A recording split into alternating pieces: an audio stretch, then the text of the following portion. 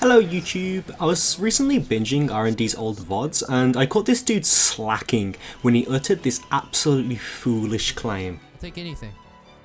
Okay, foreign fruit. Okay, that's just comical. It would do something. But could I live with myself? What an absolute troglodyte. This man has no idea of the unfathomable amount of power the divine majesty of the Oran Berry is capable of unleashing upon the pitiful wildlife of Petrichor 5. The obvious retort to this would be, oh, but Milk13S on Twitch, don't you know that the fruit of God can only heal you for half of your HP bar? To which I call blasphemy. It can actually heal you for 100% of your health bar if you get the reindeer antlers, so please don't spread those lies. But on a more serious note, if you spam fuel cells with this beautiful item, it is single-handedly the greatest strategy the game has to offer.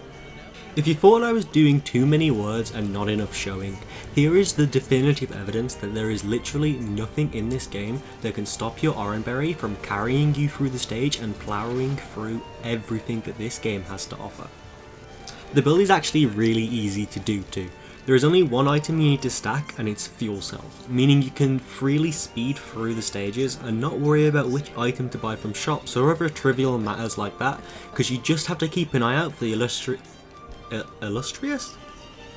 fuel cell printer or suit. Of course, this begs the question, why fruit?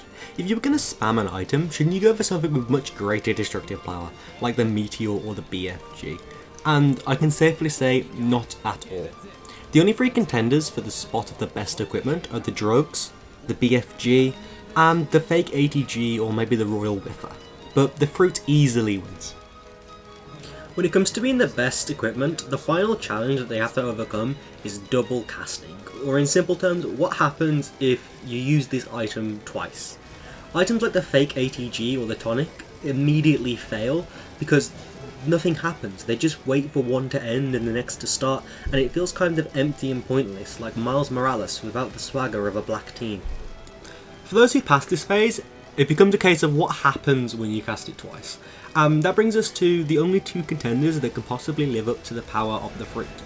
The Royal Whiff is in third place, simply because of its name. This thing really does just suck at hitting moving targets. If you couple that with the fact that it has a minimum cooldown, it's just not a good choice despite its immense power. In second place is the Meteor Storm, and it's my personal favourite. I know that might come as a surprise to many of you, seeing how I'm making this call out post about how the fruit is the best item in the game, but I actually prefer the option to kill myself and my team by turning the Sundering Grove into no man's land from World War II. And while this is the most fun option, it's also really stupid if you're trying to actually win, so I'd give it second place. It would be in first place if you were somehow able to, I don't know, swap which item the Jester is activating? Combining all of these factors, we can see that the only equipment which can take the number one spot as the most spammable item in the game is the fruit.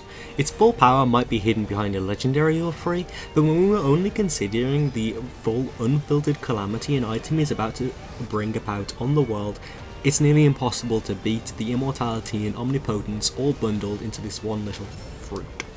Thank you for watching this shitpost, and sorry in advance to anyone who took this seriously. If you would like to see runs like the one I used as background footage, then go check out my Twitch. And I would also like to start a petition for Hopo Games to add some way to nerf healing, because I feel... What was that?